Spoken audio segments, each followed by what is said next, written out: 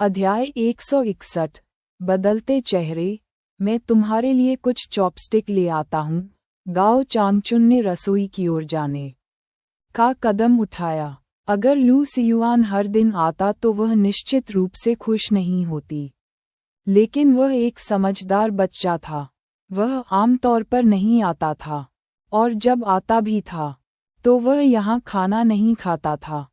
तो लू डागाओं की तरह वह सतही तौर पर विनम्रता का प्रदर्शन करने को तैयार थी। आखिरकार इस भतीजे के साथ रहने से वह बहुत सारी परेशानियों से बच गई थी।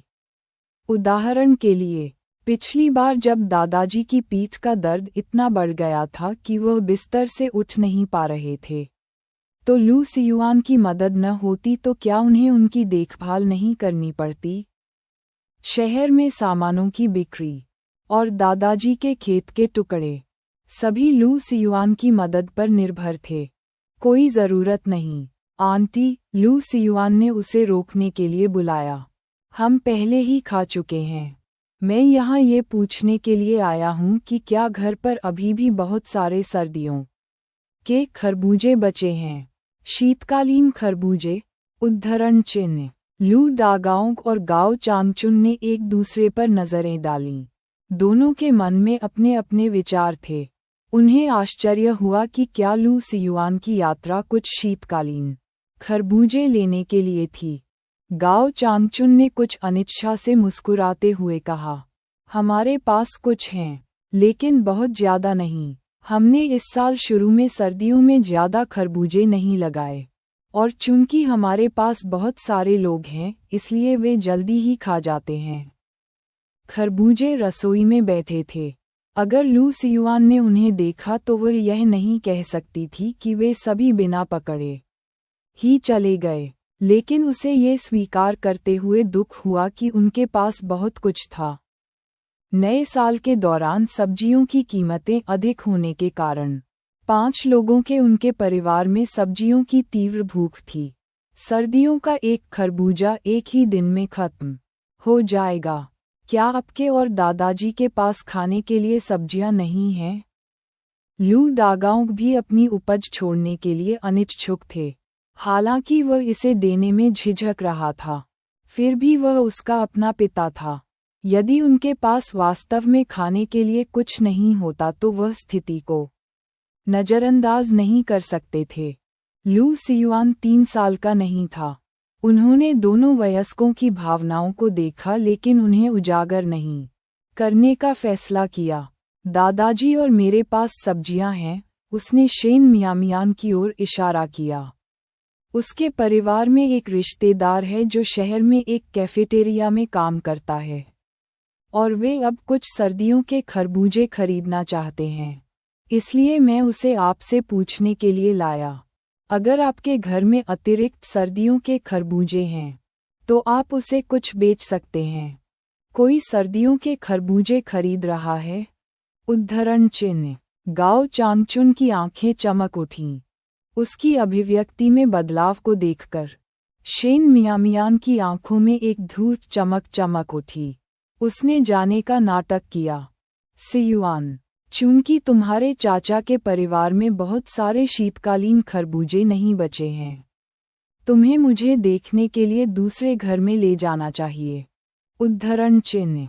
रुको। युवा महिला। गाओ चांगचुन अब खुद को रोक नहीं सकी जब उसने देखा कि वह जाने वाली है, और तुरंत उसे पुकारने लगी। उसने शुरू में सोचा कि युवा लड़की लू सियुआन की सहपाठियों में से एक थी जो घूमने के लिए आ रही थी। उसने सोचा, जब इतनी बड़ी लड़की एक पुरुष सहपाठी के घर खेलने आती है तो उसके माता पिता चिंतित क्यों नहीं थे? लेकिन पता चला कि वह यहाँ कुछ खरीदने आई थी। उनके पास अभी भी घर पर लगभग 20 शीतकालीन खरबूजे थे, जो अगले वर्ष नए साल तक चलने के लिए पर्याप्त थे। हर दिन सर्दियों के खरबूजे खाने से वे पहले ही थक चुके थे। अब जब कोई खरीदने के लिए दरवाजे पर आ रहा था और उन्हें पैसे दे रहा था, तो वह बहुत खुश थी। वह ग्राहक को कैसे जाने दे सकती थी? वह तुरंत कमी के अपने पिछले दावे को भूल गई और तुरंत अपना सुर बदलते हुए बोली, हमारे पास सर्दियों के खरबूजे हैं। वास्तव में उनमें से बहुत सारे हैं। आप कितने खरीदने की योजना बना रहे हैं? उद्धरण चिन्ह। लू डागाओंग ने भी उन्हें जल्दी से रसोई की ओर ले जाया। क्या ये सर्दियों के खरबूजे यहाँ पर्याप्त हैं? यदि नहीं, तो हमारे पास पश्चिमी कमरे में और भी हैं। शेन मियामियान ने नज़र डाली। रसोई के भूसे के ढेर में 7 या 8 शीतकालीन खरबूजे रखे थे। प्रत्येक का वजन 20 पाउंड से अधिक था। गाओ चांगचुन की अच्छी देखभाल के लिए धन्यवाद। वे आकार और रंग में आकर्षक दिखते थे। क्या आप ये सब ले सकते हैं? लू सियुआन ने शेन मियामियान से पूछा, ये जानते हुए कि उसके पास इस समय ज़्यादा पैसे नहीं हैं। जब भी वह टोकरियां बेचकर पैसे कमाता, तो वह उसे दादाजी को सौंप देता और उन्हें अकेला छोड़ देता। यदि उन्होंने बहुत सारे शीतकालीन खरबूजे आरक्षित किए लेकिन बिल का भुगतान नहीं कर सके, तो वे खुद को दे देंगे। एक बार प्रतिष्ठा फैल गई, तो अगली बार सर्दियों के खरबूजे खरीदना बहुत कठिन हो जाएगा। अध्याय 162 मिठास का अधिभार। आइए इतने से शुरू करें। शेन मियामियान ने अपने दिल में खुशी को दबा दिया। विशेष रूप से शांत दिखाई दे रही थी। आखिरकार, यह व्यवसाय की प्रकृति है। यदि आप बहुत उत्सुक लगते हैं, तो कीमत कम करने के लिए बातचीत करना कठिन है। गाओ चांगचुन ये पूछने के लिए इंतजार नहीं कर सके, तो आप उन्हें कब चाहते हैं और प्रति जिन कितना? उद्धरण चिन्ह। लू डागाओंग भी खुश थी लेकिन उससे अधिक शांत थी। तुम्हारे माता पिता कहाँ हैं? उद्धरण चिन्ह। एक छोटी लड़की कौन सा व्यवसाय संभाल सकती है? यदि छोटी लड़की इसे पसंद करती है, लेकिन वयस्क इसे स्वीकार नहीं करते हैं, तो क्या उन्होंने व्यर्थ ही जश्न नहीं मनाया होगा? लू डागाओंग की याद दिलाते हुए गाओ चांगचुन को होश आया और उसने चिंता के साथ पूछा, ठीक है, छोटी लड़की, क्या तुम सच में सामान खरीदने के संबंध में निर्णय ले सकती हो? उद्धरण चिन्ह। एक किशोर संभवतः क्या कर सकता है? वहाँ सर्दियों के बहुत सारे खरबूजे थे।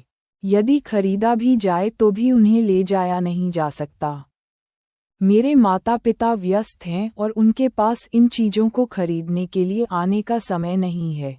शेन मियामियान ने एक छोटे वयस्क की छवि के अनुसार गंभीरता से कहा।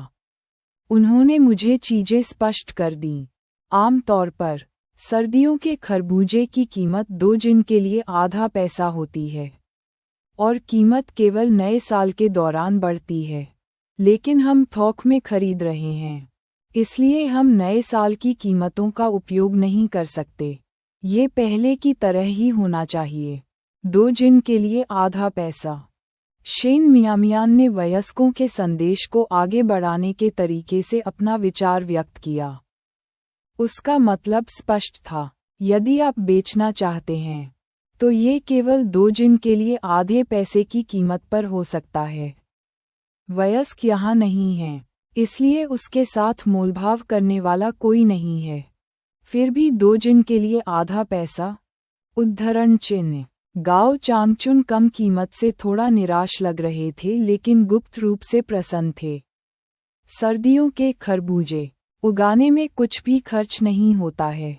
उन्हें ज़्यादा देखभाल की ज़रूरत नहीं है।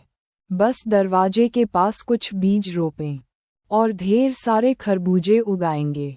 बाजार में वे 2 जिन के लिए आधा पैसा बेचते थे और इसमें एक स्टॉल की लागत भी शामिल थी। कुछ न करते हुए घर से बेचना निश्चित रूप से उसके लिए घाटे का सौदा नहीं था। आंटी, बाजार अब उन्हें आधे पैसे प्रति जिन के हिसाब से बेच रहा है। वह जो कीमत दे रही है वह वास्तव में अधिक नहीं है। उन्हें अपने उपभोग के लिए रखना बेहतर है। मुझे उसे जांचने के लिए दूसरे घर में ले जाने दो। लू सियुआन ने कुछ चालाकी अपनाई और शेन मियामियान को अपने साथ खींचते हुए चलना शुरू कर दिया। अरे, गाओ चांगचुन घबरा गई और उसने जल्दी से अपने भतीजे को पकड़ लिया। हमारा परिवार कितना खा सकता है? बस 1-2 रखो। हम आधे महीने से सर्दियों के तरबूज खा रहे हैं और पहले से ही उनसे बीमार हैं। आंटी, क्या आपने सचमुच बेचने का फैसला किया है? लू सियुआन ने ऐसे पोज दिया मानो उसे बाद में पछताने के खिलाफ चेतावनी दे रही हो। बेचें, बेचें, बेचें, गाओ चांगचुन ने जल्दी से कहा। डर है कि वे चले जाएंगे। छोटी लड़की, मैं तुम्हें बता दूं, हमारे शीतकालीन खरबूजे खेत की खाद से उगाए जाते हैं जिन्हें मैं व्यक्तिगत रूप से फैलाता हूँ। वे विशेष रूप से स्वादिष्ट होते हैं। यदि आप खत्म हो जाते हैं और अधिक चाहते हैं तो हमारे पास आएं। उद्धरण चिन्ह। बेशक आंटी, शेन मियामियान ने गाओ चांगचुन को प्रसन्न करते हुए मधुरता से उत्तर दिया। ये देखकर कि सौदा पक्का होने वाला था, लू डागाओंग ने अच्छे आदमी की भूमिका निभानी शुरू कर दी। 2 जिन के लिए आधा पैसा बहुत सस्ता है।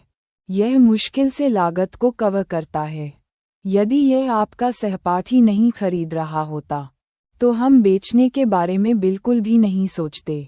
मुस्कुराते हुए शेन मियामियान ने कहा, कोई आश्चर्य नहीं कि सियुआन हमेशा मेरे सामने अंकल और आंटी की प्रशंसा करता है। ये सुनकर कि हमें सर्दियों के खरबूजे की जरूरत है, उसने सबसे पहले आपके बारे में सोचा। आप वास्तव में सर्वश्रेष्ठ हैं। कौन नहीं जानता कि अच्छे आदमी की भूमिका कैसे निभाई जाती है।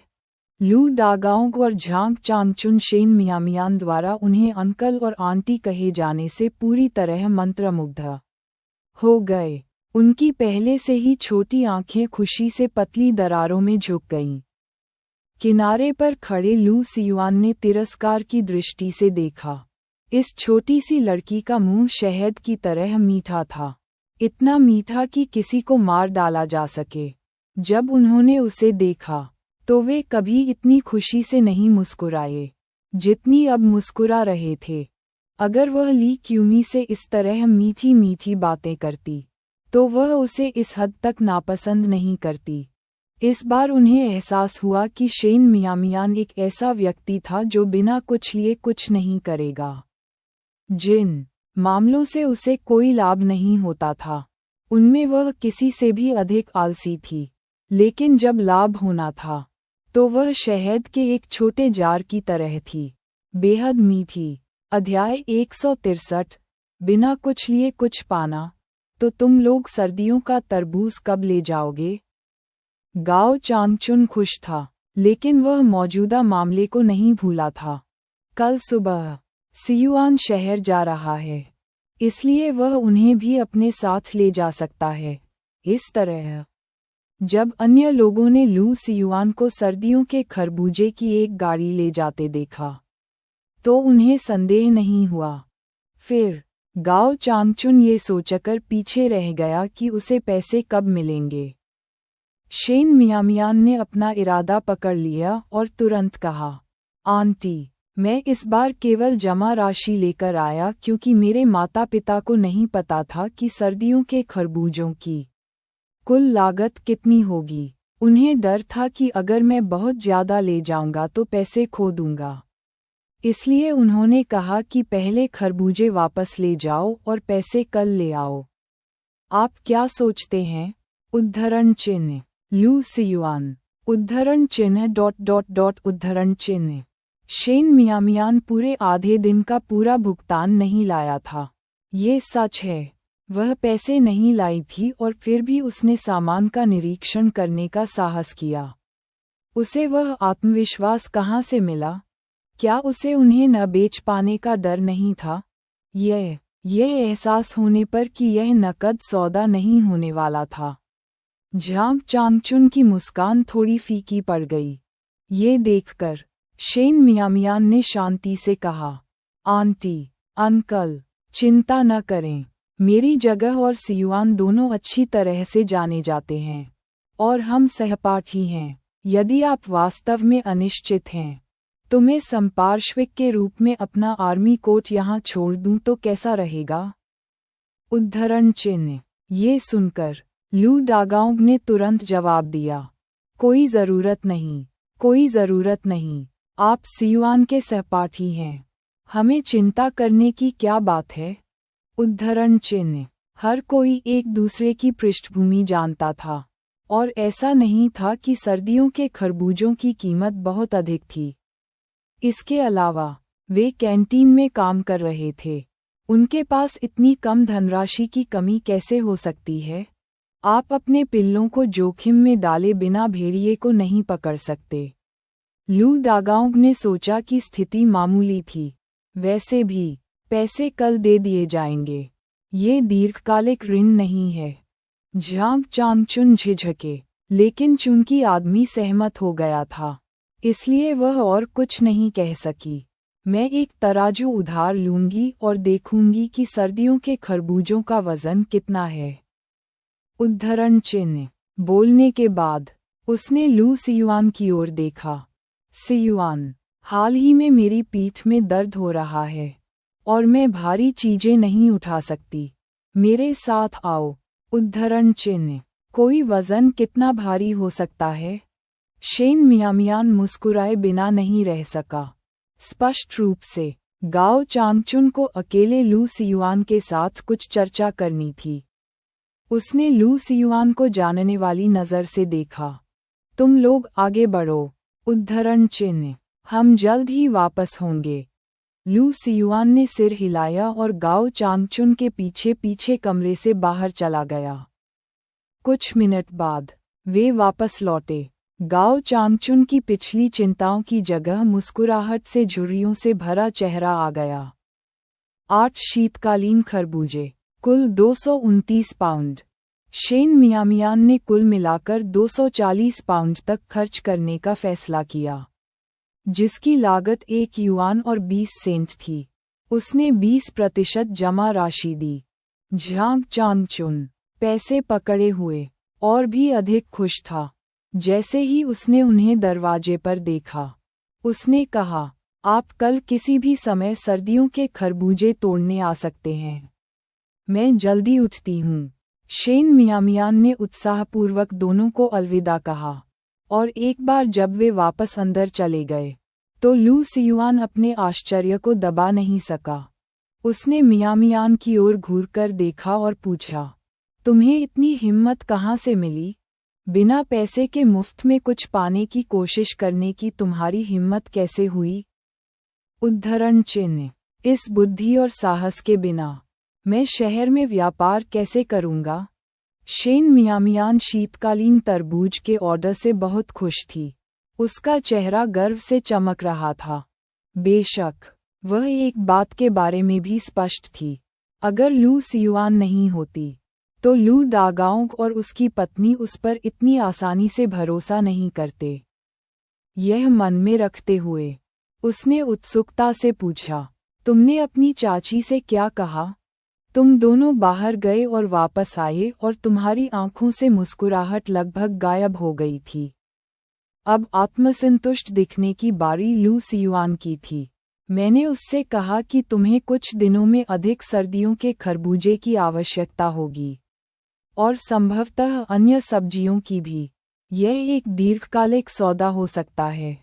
सब्जियां उगाने में कम लागत, अधिक उपज और शीघ्र लाभ होता है। चूंकि चाची के पास बच्चों की देखभाल के अलावा घर पर करने के लिए कुछ खास नहीं है, इस तरह की आय का अवसर मिलने से वह अपने सपनों से मुस्कुराते हुए जाग उठेगी। तुलना में शीतकालीन तरबूज का उधार क्या है? अध्याय 164 यांग गुएफिन। मैंने ऐसा होते नहीं देखा। आप बहुत चतुर हैं। शेन मियामियान ने प्रशंसा में बिल्कुल भी कंजूसी नहीं की, और फिर उसने पूछा, क्या आपको चिंता नहीं है कि अगर सामान नहीं बिका और हमारे पास रह गया तो मैं पैसे वापस नहीं कर पाऊंगी? उद्धरण चिन्ह। लू सियुआन ने अपनी आंखें घुमाईं और उसके सवाल का जवाब देने की जहमत नहीं उठाई। जिस क्षण उसने शेन मियामियान के लिए बात की, उसने वास्तव में इस पर बिल्कुल भी विचार नहीं किया था। उसे हमेशा लगता था कि शेन मियामियान इसे संभाल सकता है, लेकिन उसने शेन मियामियान को ये बताने की योजना नहीं बनाई थी ताकि उसे अहंकारी होने से रोका जा सके।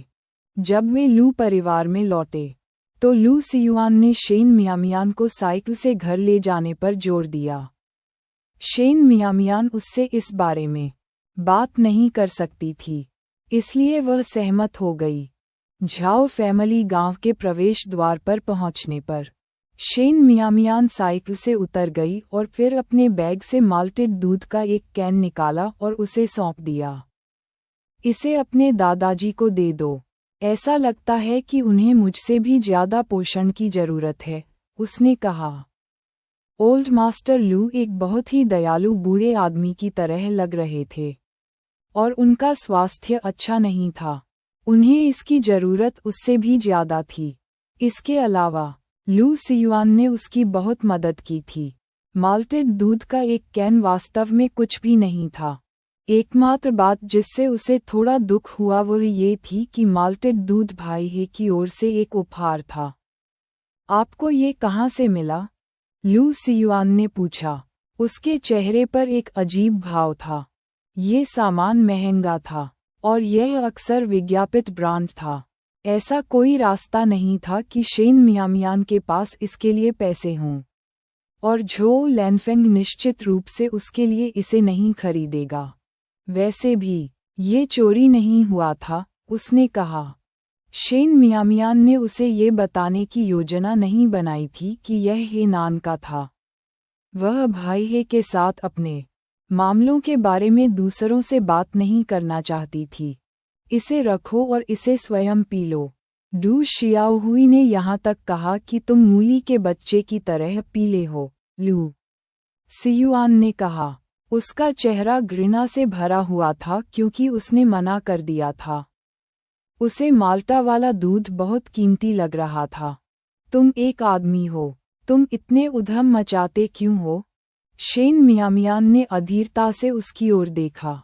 मैं बहुत छोटा हूँ, मैं क्या नहीं भर सकता? आपके दादाजी के शायद ही कोई दांत बचे हों, यह उनके लिए अच्छा होगा।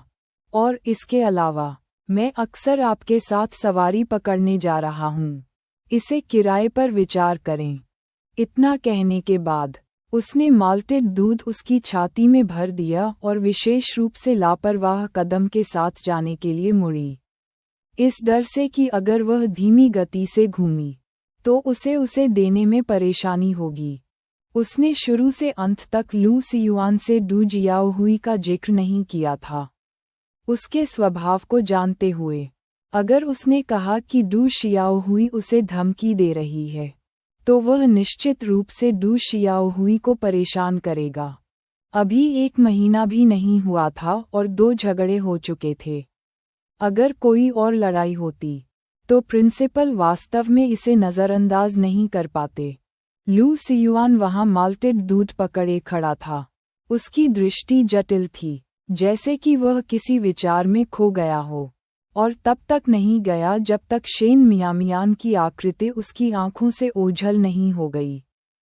जब शेन मियामियान घर पहुंची तो उसने छत के नीचे एक साइकिल खड़ी देखी। उसकी नज़र उसके पैडल पर पड़ी जिसका एक हिस्सा गायब था, और उसकी भौहें अनायास ही सिकुड़ गईं। क्या उसकी चाची आई थी? जैसे ही यह विचार उसके दिमाग में आया, उसने लिविंग रूम में अपने माता पिता के साथ बातचीत करते हुए यान गुइफिन की आवाज़ सुनी।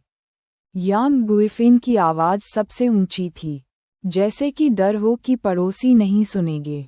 बच्चों को शुरू से ही अनुशासित किया जाना चाहिए, खासकर छोटी लड़कियों को। यदि आप उन्हें अभी प्रबंधित नहीं करते हैं तो एक बार जब वे अनियंत्रित रूप से भागना शुरू कर देंगे तो आप वास्तव में उन्हें नियंत्रित नहीं कर पाएंगे। बिना किसी संदेह के वह चर्चा का विषय थी। शेन मियामियान की आंखों में ठंडक की एक झलक दिखी। ये चाची हमेशा तमाशा का आनंद लेने वाली थी और उसने कभी नहीं सोचा था कि चीजें इतनी अराजक थीं।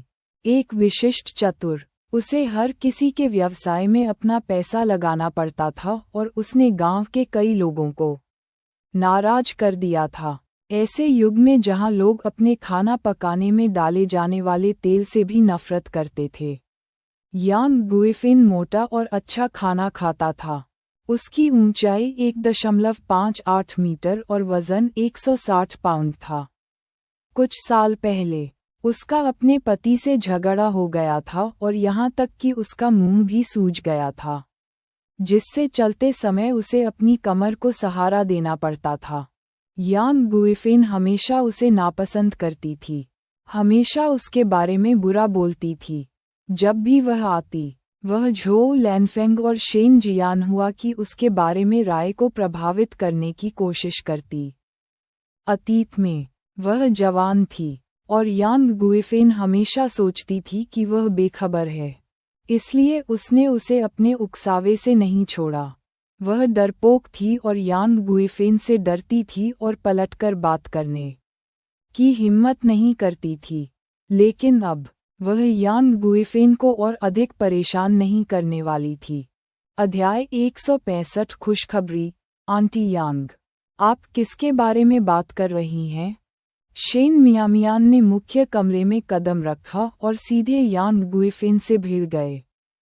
यांग गुइफेन एक एनिमेटेड बातचीत के बीच में थे और उन्हें उम्मीद नहीं थी कि संबंधित व्यक्ति वापस आएगा। वह चौंक गई और कुछ हद तक शर्मिंदा हुई। ओह, मियामिया वापस आ गई है? उद्धरण चिन्ह। वह फिर हंसी। मैंने ज्यादा कुछ नहीं कहा, बस तुम्हारे माता पिता से यूं ही बातें कर रही थी। शेन जियानहुआ भी कुछ हद तक दोषी दिखे। जाहिर है, उन्होंने कुछ ऐसी बातें कही थीं जो बहुत अच्छी नहीं थीं। शेन मियामियान ने ये सब देखा लेकिन दिखाया नहीं।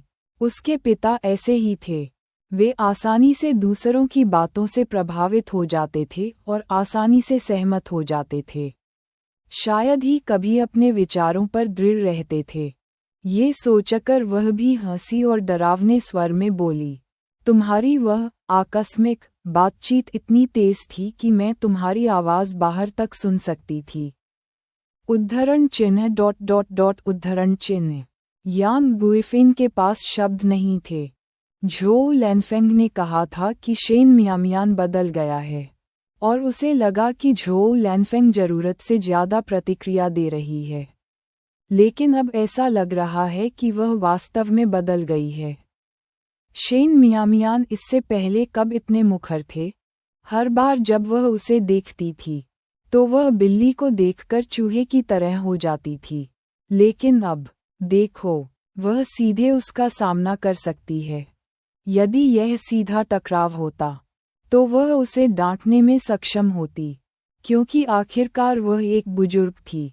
लेकिन शेन मियामियान का लहजा इतना सम्मानजनक था और इसमें कुछ भी अपमानजनक नहीं था।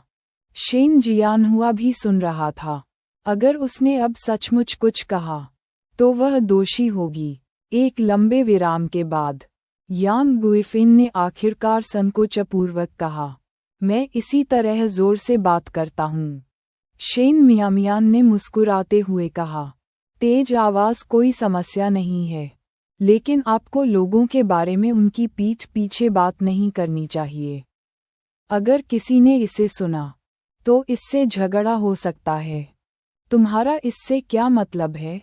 यांग गुइफेन को थोड़ा दोषी महसूस हुआ।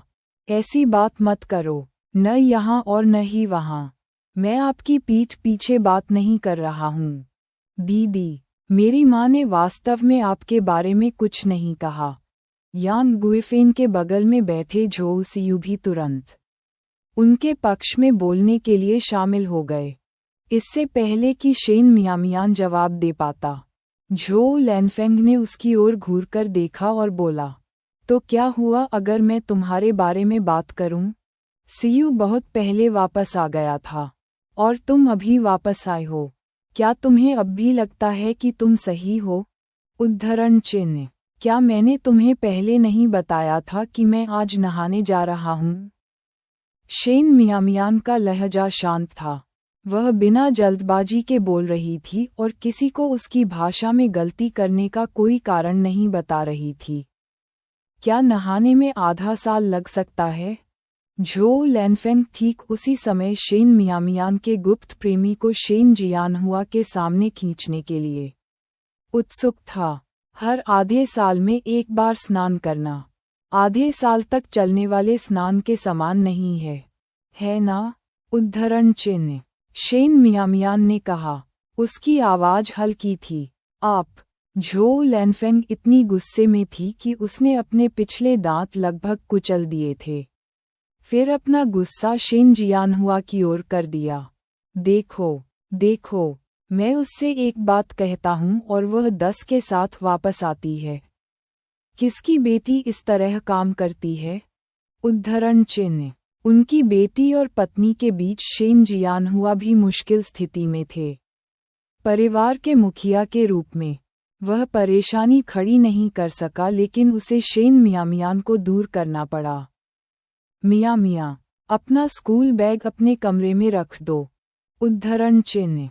जैसे ही शेन मियामियान ने अपना पैर उठाया और अपने कमरे की ओर जाने वाली थी, उसने यांग गुइफेन की व्यंग्यात्मक टिप्पणी सुनी। आपकी बेटी कुछ और है। मैंने उसके बारे में कुछ भी नहीं कहा है। और देखो वह कितनी दुर्जेय है। ये सब जियानहुआ कर रहा है। झो लैनफेंग ने शेन मियामियान की ओर देखा। शेन मियामियान मुस्कुराई और अचानक अपनी जगह पर रुक गई। ये देखकर झो लैनफेंग की आंखें फिर से चौड़ी हो गईं। अब क्या आप मुझसे बहस करने की योजना बना रहे हैं? उद्धरण चिन्ह। शेन मियामियान ने उसे नज़रअंदाज कर दिया और इसके बजाय शेन जियानहुआ से कहा, पिताजी, मेरे पास आपके साथ साझा करने के लिए कुछ अच्छी खबर है।